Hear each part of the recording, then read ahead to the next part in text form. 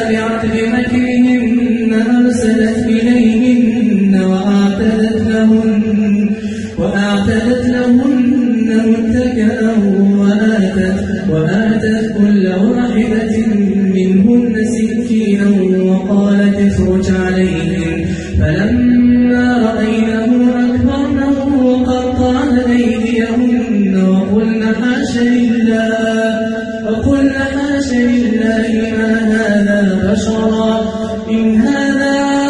إلا ملك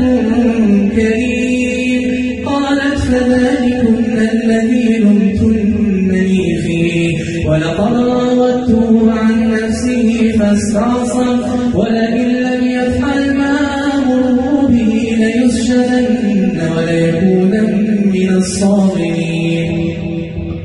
قال رب السجن أحب إلي مما يدعونني إليه وإلا تصرف عني كيدهن أصب إليهم وأكونن من الجاهلين